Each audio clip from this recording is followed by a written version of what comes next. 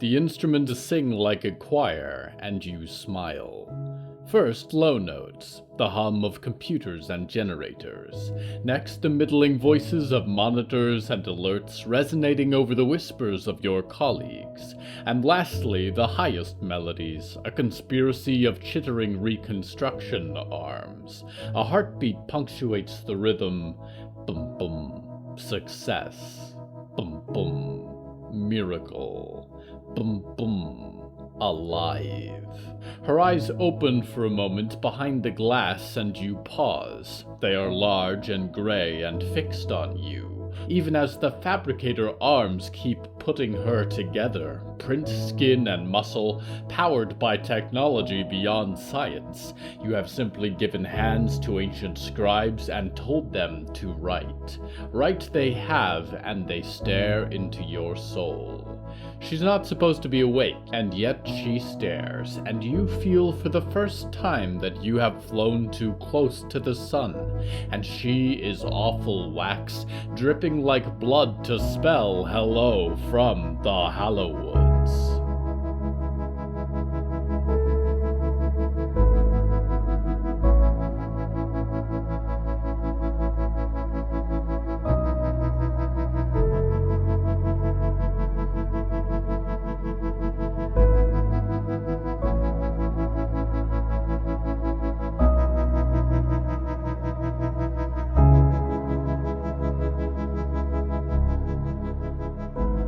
Right now, I am standing in the light of a glowing sun, forgotten melodies and voices echoing in the darkness. No one is supposed to be here. In a perfect show, you cannot step behind the stage to examine the woodwork and the trapdoors. Nevertheless, one stands here with me, and I suspect she can hear a little of what I say, but her attention dwells most with the communication arrays of Dreaming Box Andromeda, and she hopes that she will live through the next few hours. The theme of tonight's episode is errors.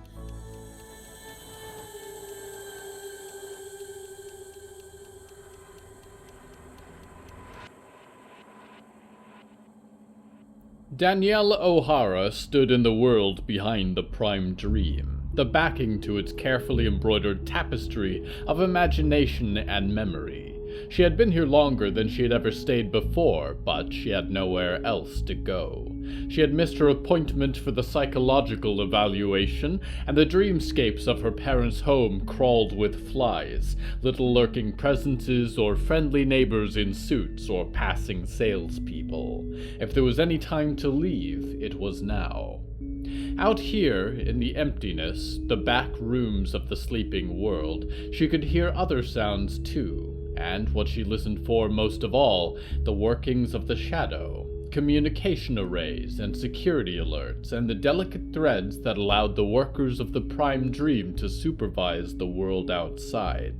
The wall of darkness was full of hidden windows and letterboxes, doors to secret places, and she hung nearby the security complex, listening to each activation of the long-range box defenses. Birds dropped dead as soon as they crossed the threshold, but the wildlife of Yosemite National Park sometimes required more deterrence, and she listened and hoped that Riot would not be the next target. Valerie had not resurfaced in the Prime Dream since the other Riot had appeared, had not been connected in a while. I wonder if she's sleeping unplugged, Danielle wondered. So far she had only tried reaching out to speak to Riot, a single-minded point of focus. Now, though, might be her last chance to try and let Valerie know what was coming.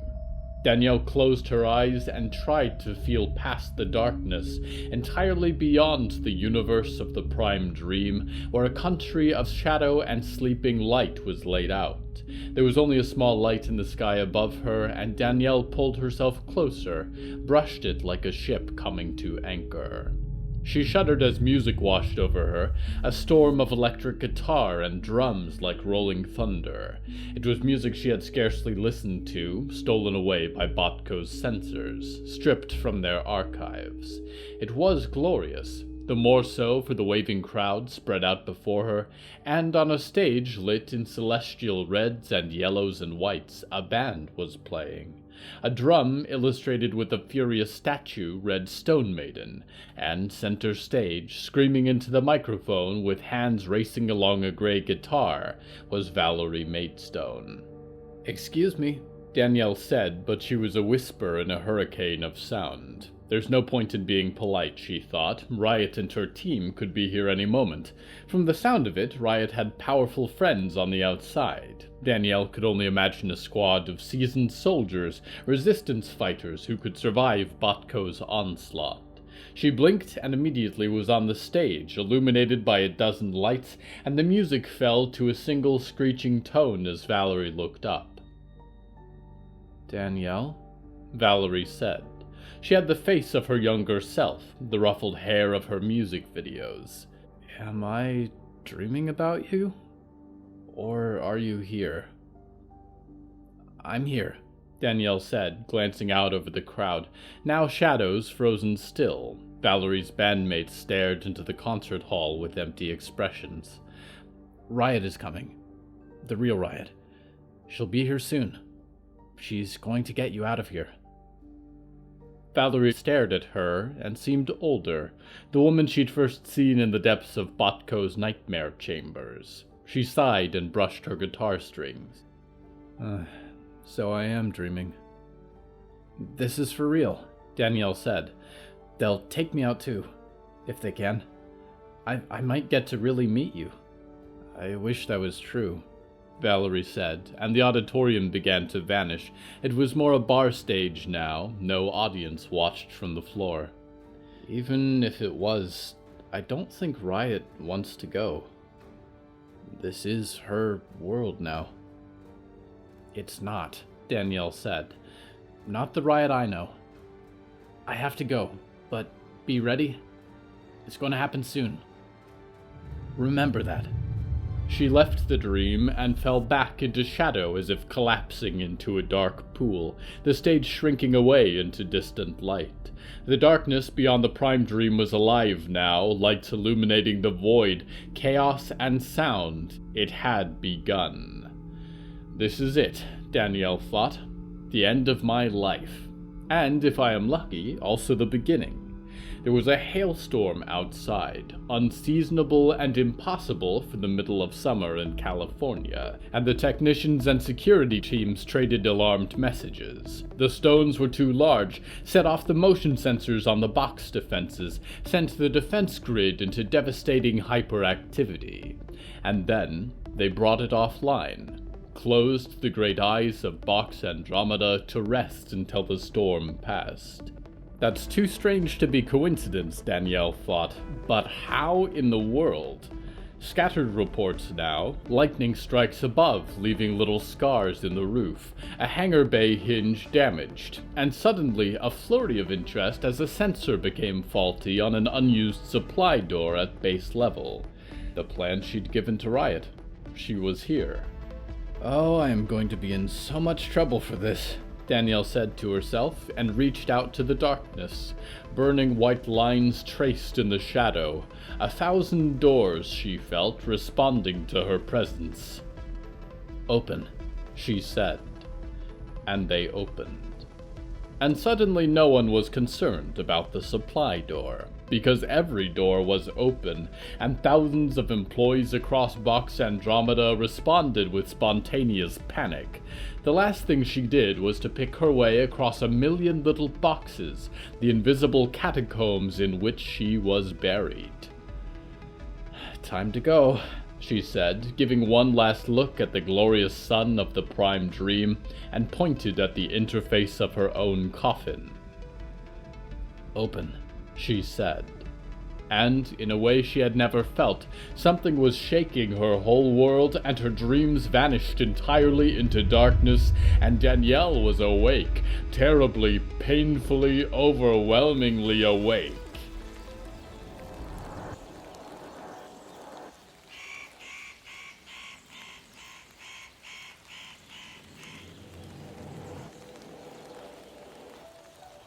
There are few means by which you can reliably escape the troubles of life. Nevertheless, some general points of advice may serve you well in this strange and violent world in which you find yourself. If your car breaks down on a rainy night, stay in it until the morning. Do not approach the neighboring castle to ask for a phone. If being chased by a towering figure with a sharp object in their hands, do not look back at them. Look instead ahead of you to make firm your footing. If you are chased by a towering figure after your car has broken down at night, do approach the castle. The terrible host inside may scare away your pursuer. If you grow close to the master of the castle and decide, once your car is repaired, that you no longer wish to leave, be careful. They have a complicated history with the towering figure, and it will not go well if they rush into a new relationship with you before resolving their issues around vulnerability. We go now to one storming a castle.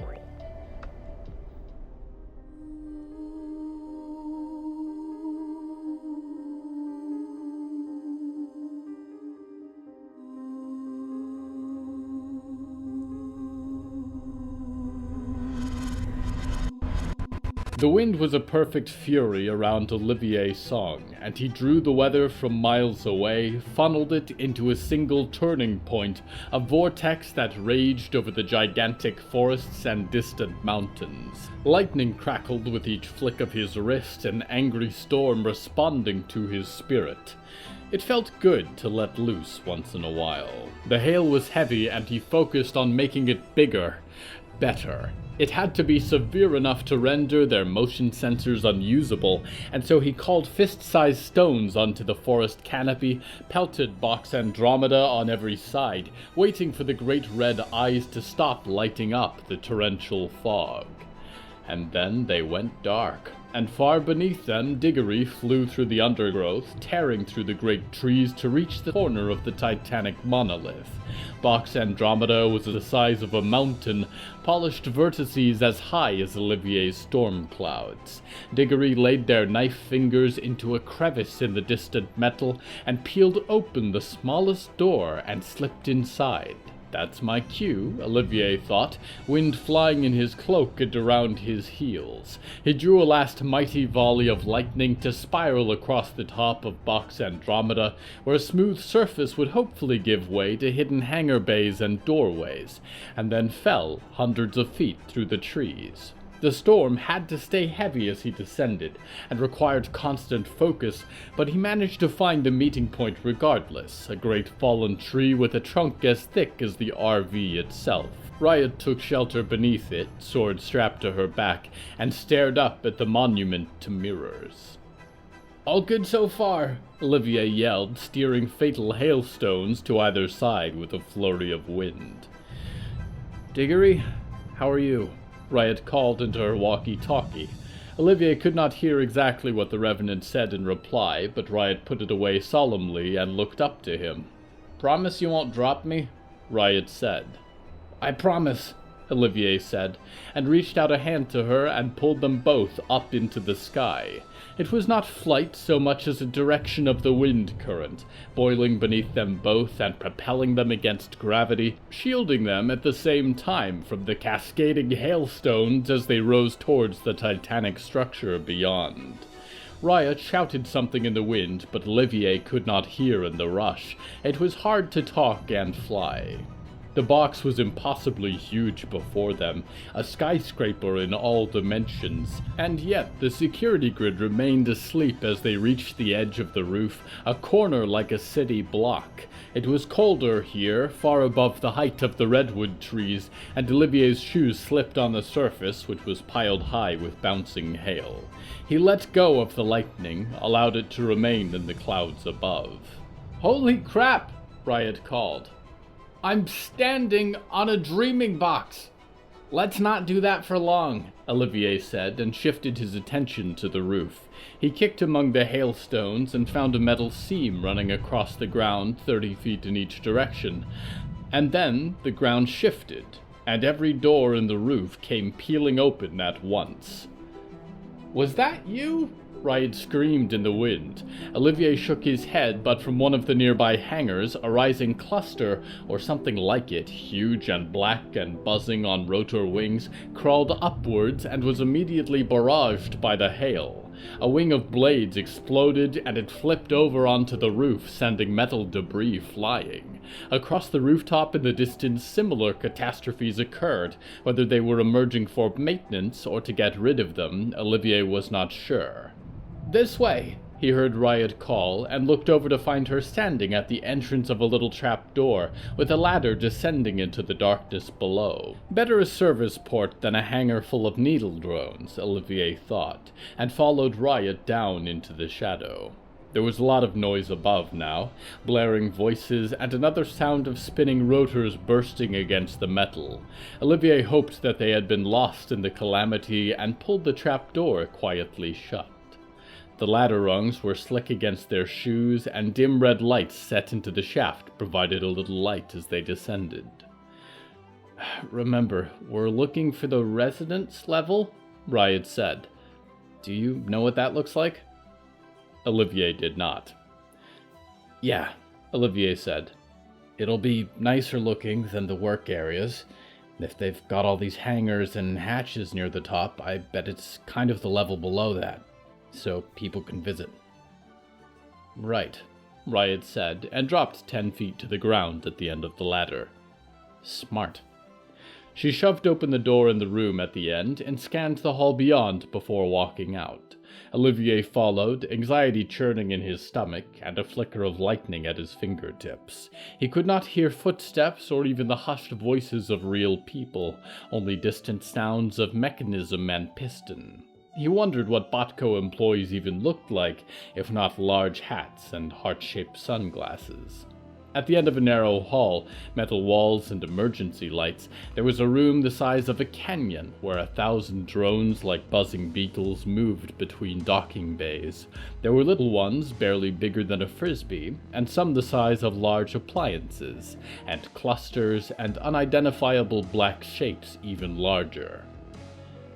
"Now would be like a terrible time to sneeze," Riot said, breathing very quietly from the hallway door. "Why would you even say that?" Olivier said. "It's just in movies, this is always where it happens," Riot said. "Some stupid little thing alerts all the crawly guys, and then you have to run." Olivier waited a moment, watching the hangar doors above seal shut in defeat, and only red light cast down across the vault. It's worse news for us, he thought. The drones don't need to see. "You're gonna jinx it," Olivier said. "Let's keep moving. Look for an elevator." "Are those doors or an elevator?" Riot said, gesturing to an opening at the end of a far hall. "I can't tell." "Let's find out," Olivier said, and crept forward, trying to keep his wet shoes from squeaking on the metal.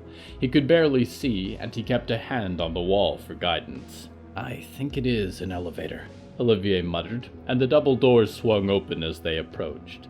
"Or a trash compactor," Riot said, "but I'll take my chances."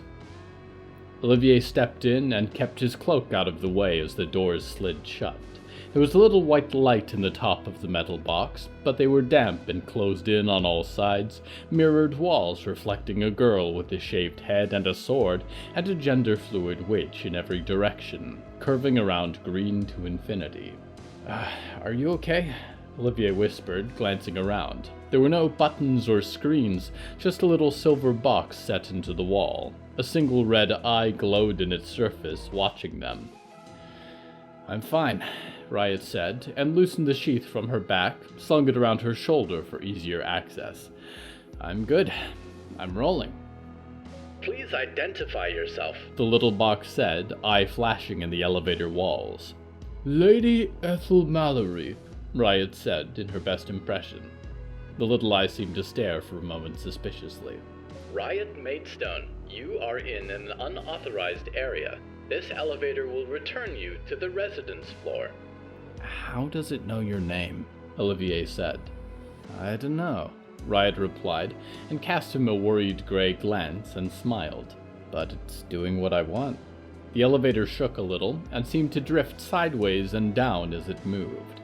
When the doors finally opened, it was to a very different environment, lit by bright overhead lights, white hallways straight from a minimalist design catalog. Frosted glass doors and meeting rooms stretched off in every direction. "This seems right," Olivier said, following Riot out of the elevator. "Do we know where they're keeping your mom?" "Danielle wasn't that specific," Riot said, "but they've got to have guards or something up here. So let's look out for that." Olivier kept a careful watch behind them, listening for any wayward footsteps. Thunder from outside the dreaming box. Riot dashed ahead down a hall, and Olivier's side.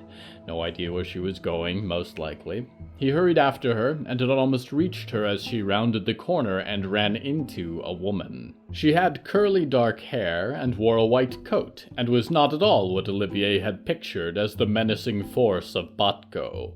The woman stared at them both with a dawning frenzy for a moment and put her hands on her hips. Olivier balled his fists and prepared to kill her. "Riot," she breathed, and Riot froze, hand on her sword tucked at her side. "Are you okay? Why are you so dirty? The storm is pretty crazy, huh?" She glanced over to Olivier suddenly. "Who are you?" "I'm Oliver, from the marketing program," Olivier said, and frowned.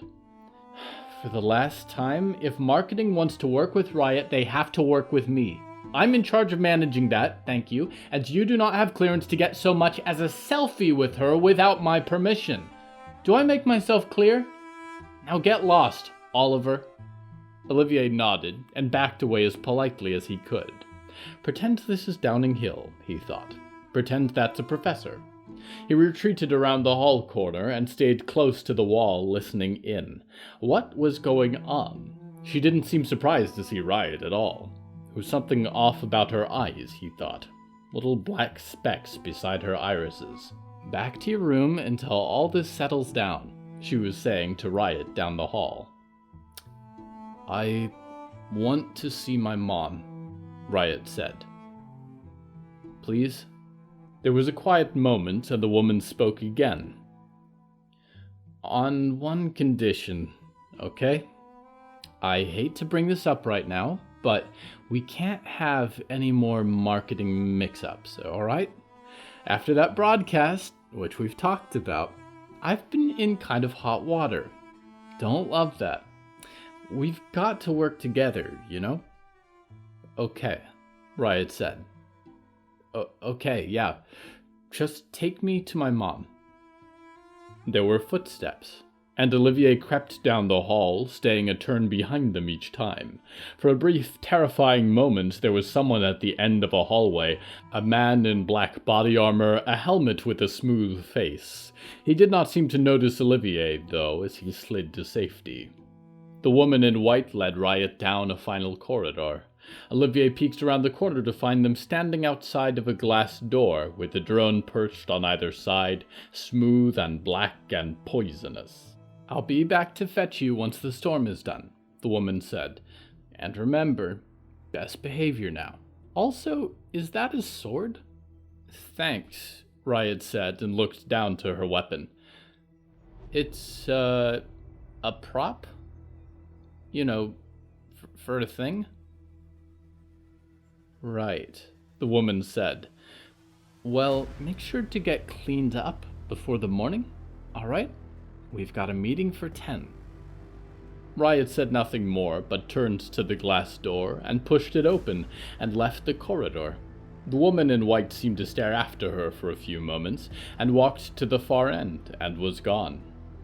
Olivier breathed deeply. Thank God she hadn't come back this way. He smiled. It was going to work out. They were halfway there. He stepped into the hallway and began to approach Valerie's door and froze. Immediately there was a bark of sirens as the two black drones lifted from their perches, buzzsaw wings filling the air with a grinding scream, and the light in their glassy black eyes glowed bright and deadly red and flashed like hot fire towards him. Marco, how are we looking? Oh, one moment. Hello, dreamers. A few days ago, a live announcement by new Dreaming Box resident Riot Maidstone caused something of a stir, and all I can say is, good for her.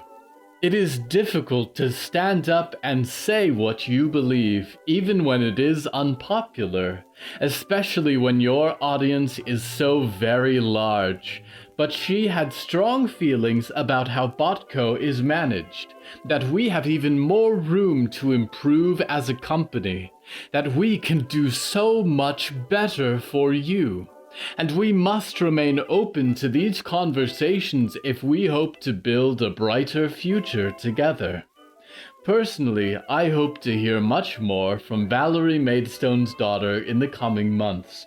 If our company truly values individuality, progress, and free opinion, they will let her speak. She differs from the Stone Maids, of course. This is the difference between rampant destruction and constructive dialogue. How many sides must you play, Lady Ethel? I think you play none at all.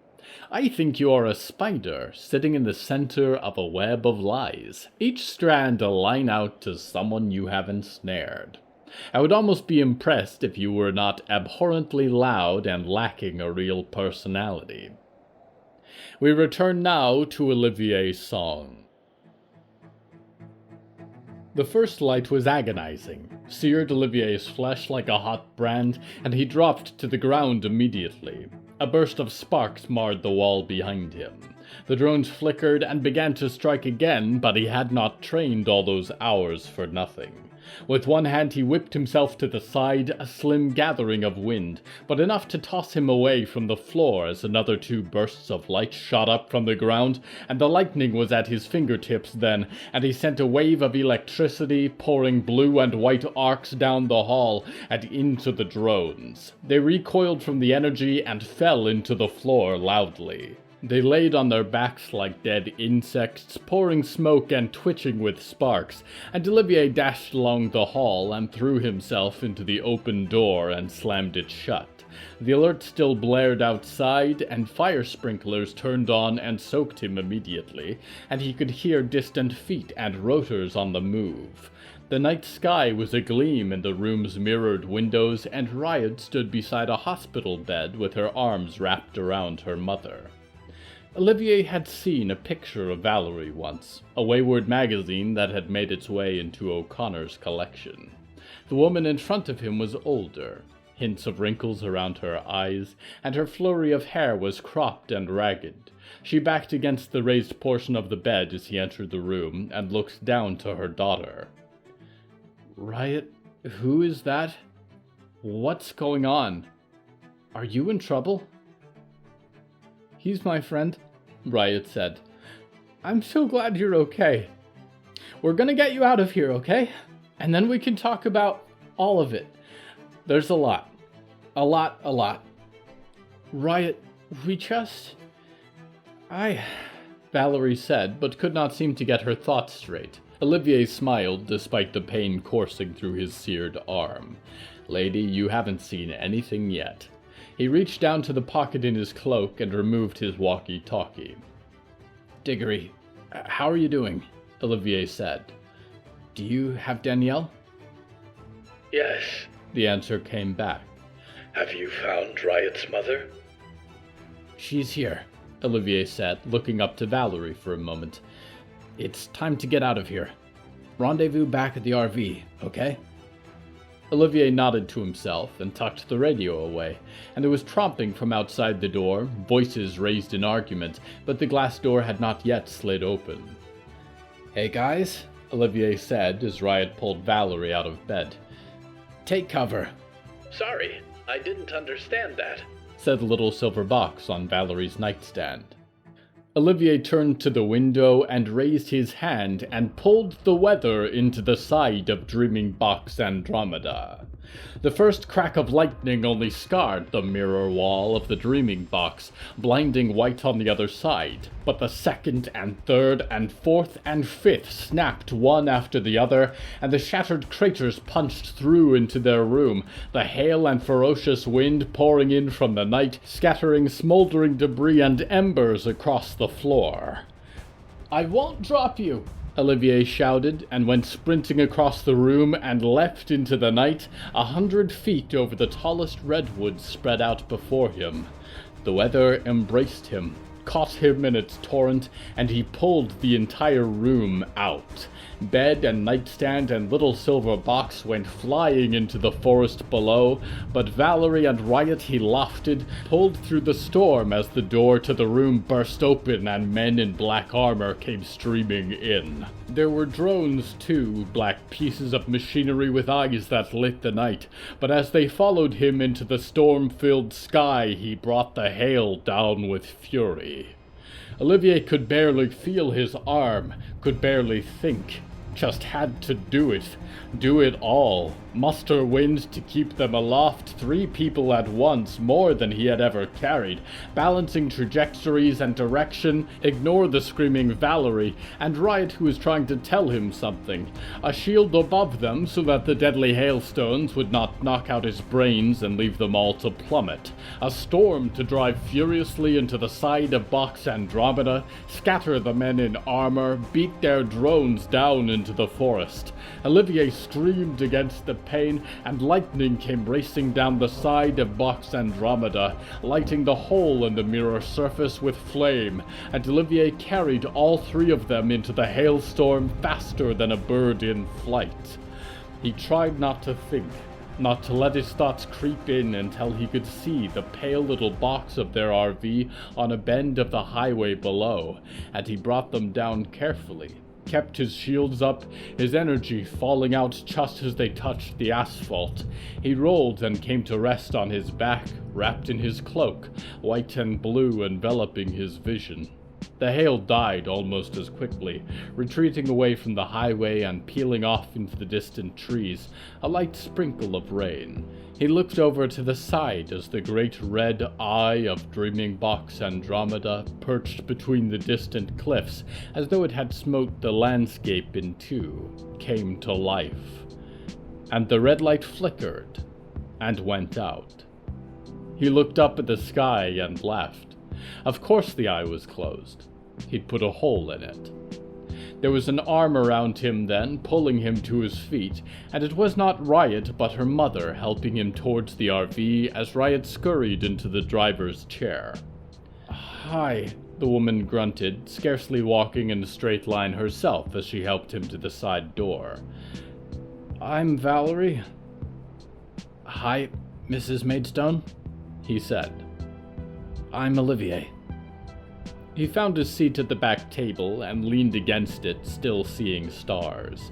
In the front, Valerie climbed into the passenger seat and shut the door. "I have a lot of questions right now," Valerie said and looked at Riot.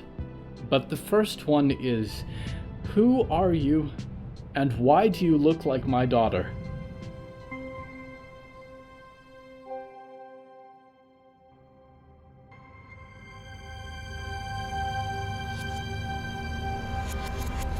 Space is full of masters. Have you noticed this with your telescopes? Perhaps not. Masters of emptiness and dark science. Masters of sunlight and furious stars. Masters of souls and fires and forge, of dream and sight and storms and knowledge. So many great powers in this universe devoting themselves to their particular specialty. Even some with less impressive specialties, like mud. Nevertheless, for all our diverse talents, I have yet to encounter a being that could change time. That could make use of gravity or space or instantaneous travel to reverse what has occurred. To peel back the flesh of our reality and realign its bones. Time moves at different speeds in different places, but once something has happened, it is done. Irreversible. Does that seem fair to you, dreamer?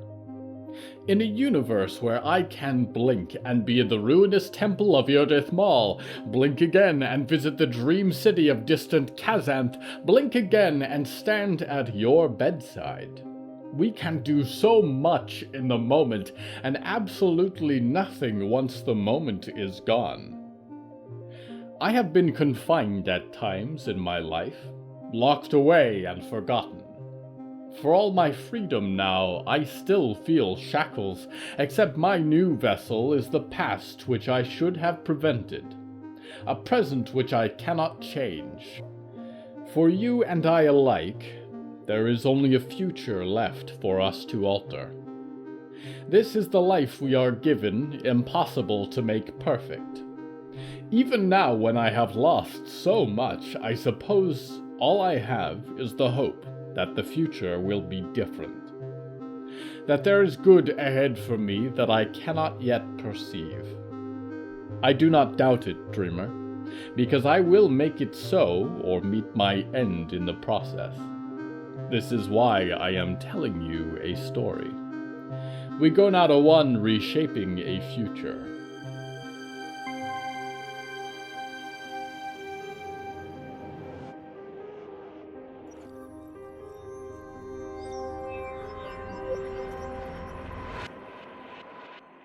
The halls were dark, but that was all right. Diggory Graves saw best in the dark. Their footsteps drummed against the grated floors of the corridor as they walked for a flight of metal stairs.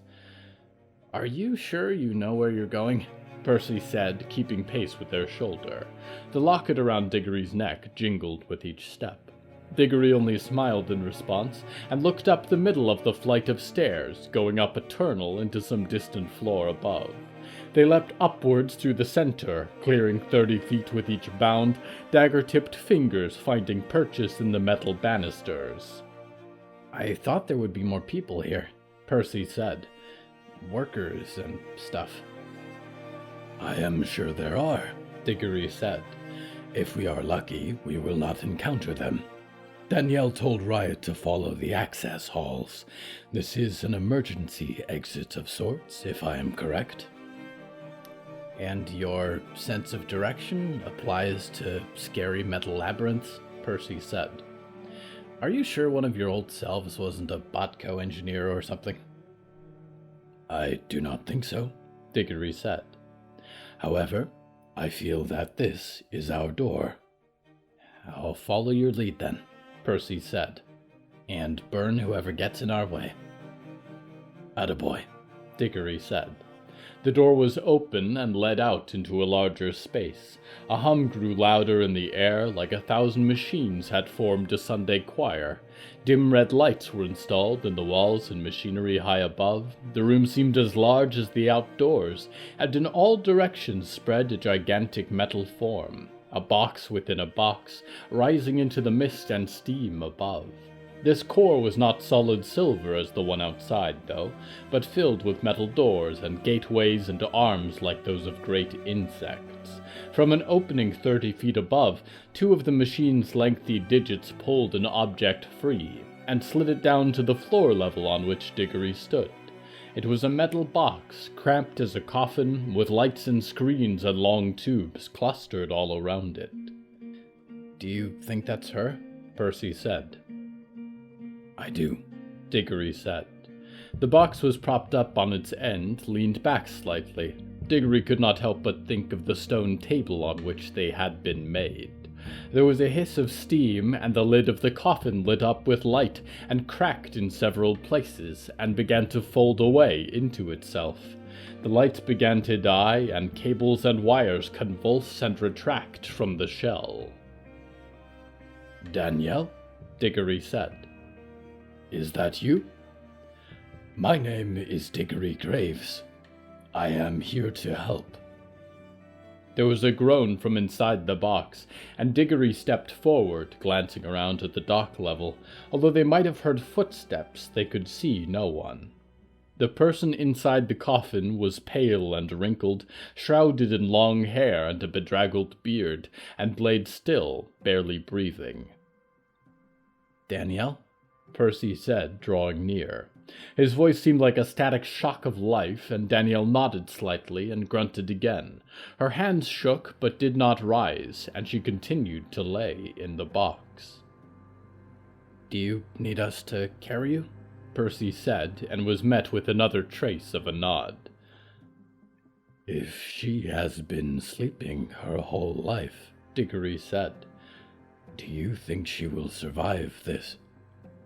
Will she be all right?"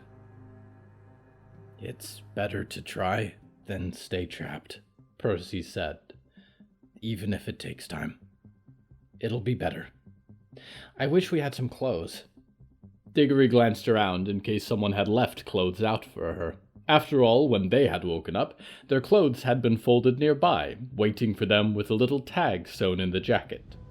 There was not, so Diggory took off their jacket and placed a hand carefully behind Danielle's back and pulled the spiked leather over her shoulders. It was long on her, and Diggory leaned in close.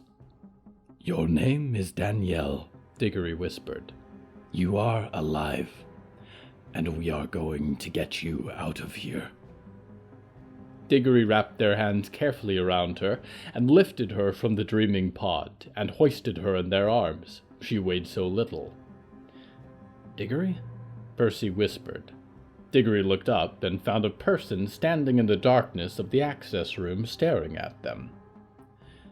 "Riot?" Diggory said. "You are supposed to be with Olivier. Have you ended up down here?" Riot stuttered. "Yeah, down here." "Olivier is not with you?" Diggory said. Riot looked at them with wide eyes, glancing around at the doorways and the person in their arms. "No," Riot said. "I don't think she's okay," Percy whispered. Diggory, how are you doing? A voice crackled from Diggory's radio. Do you have Danielle? "Yes," Diggory said, finding the walkie-talkie in their pocket. "Have you found Riot's mother?" She's here. Olivier said. It's time to get out of here. Rendezvous back at the RV, okay? Diggory tucked the radio into their pocket and looked up to Riot. "Are you ready to leave?" Riot looked back to the darkness and nodded. "Yes. Yeah. Let's go." Diggory nodded and began to move swiftly through the corridors, staying slow enough that Riot could keep up. They could hear sounds now, an uproar somewhere above, lightning and thunder crashing. The entire box seemed to be waking up, groaning as if rising from sleep. The lights flickered for a moment. "Where is your sword?" Diggory whispered in the shadow. "Did you lose it?" "I don't know," Riot said. "Yeah."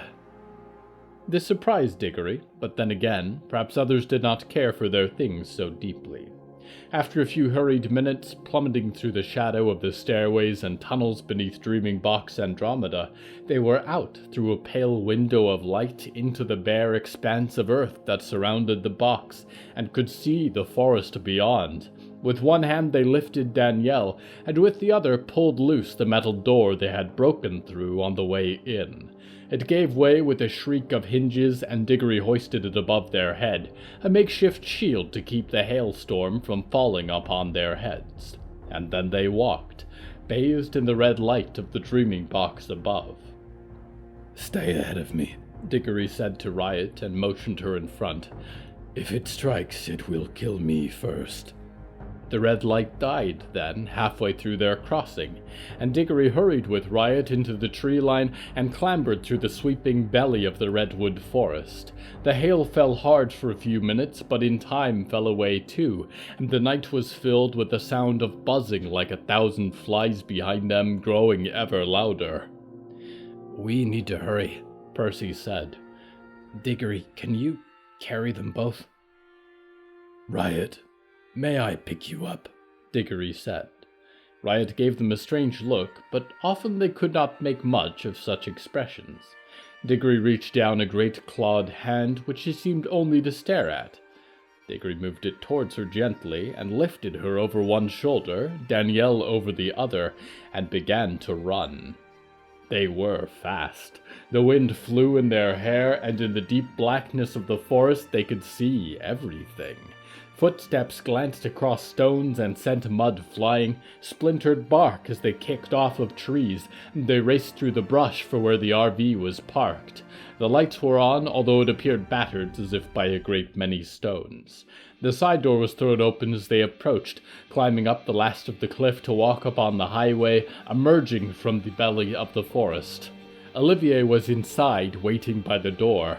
Diggory set down Riot and carried Danielle in, and then the door was shut, and they were driving. "Who is that?" Olivier said, helping Diggory set the gasping Danielle onto the sofa. "That is Danielle," Diggory said. "I was worried you wouldn't make it," Riot said, sitting in the front seat and flooring the gas pedal. In the rain behind them, Diggory could see little black shapes rising over the clouds. "Riot, what the hell is that?" a woman said from the front. "Hello, Mother of Riot," said Diggory, and tried to give her a nice smile, and looked around to take stock of their companions. Danielle, body shaking, eyes flashing open, making quiet sounds as if trying to speak. Percy keeping pace with their vehicle as they began to drive. Valerie in the passenger seat, looking exceedingly shaken. Riot in the driver's seat, looking up suddenly in the rear-view mirror with horror. And Riot beside them in the back of the RV, staring wide-eyed in return. The Riot at the wheel screamed and threw on the brakes, and reached for her sword, and the RV screeched across the hail-strewn road, and the air was alive with the sound of 1,000 rotors rising behind them.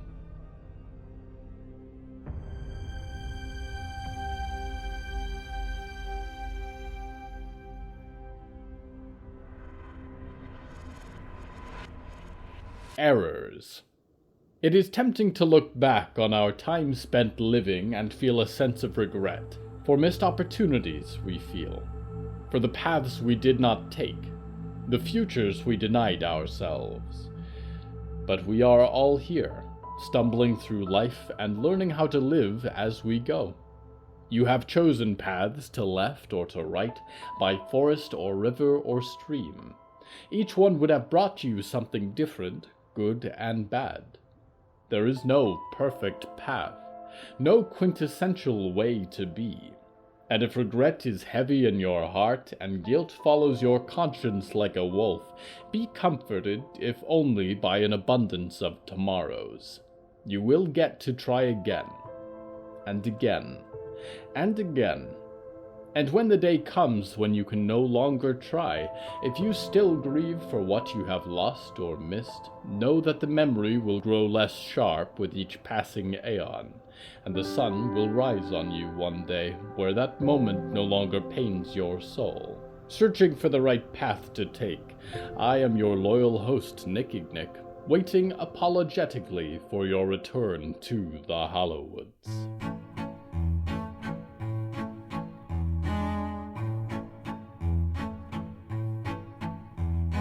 Hello from the Hallowoods is written and produced by William A. Wellman. Hello, that's me. If you enjoyed this show, please don't forget to follow it and share it with a friend. The bonus story that goes with this episode is called Measure Twice, and is available on the show's Patreon at patreon.com/Hallowoods. Because we operate without ads or sponsors, our supporters are all that keeps the show going. Plus, supporters get weekly bonus stories, behind-the-scenes content, exclusive merch, and even more. Merchandise and episode transcripts are available at hellofromthehallowoods.com. You can even find us on social media at the Hallowoods. Music is used under license from artlist.com. Our opening theme is Forest Overture by Yehezkel Raz, and the closing theme is Farewell by Belsitzman and Matan Ephrat. Until next time, dreamers, be careful when using your computers. If it goes very poorly, the screen will flicker blue, and the text on the screen will inform you of all you have done wrong, and the ones on the other side will pull you in. Don't worry, they'll just fix all your coding errors and restart you.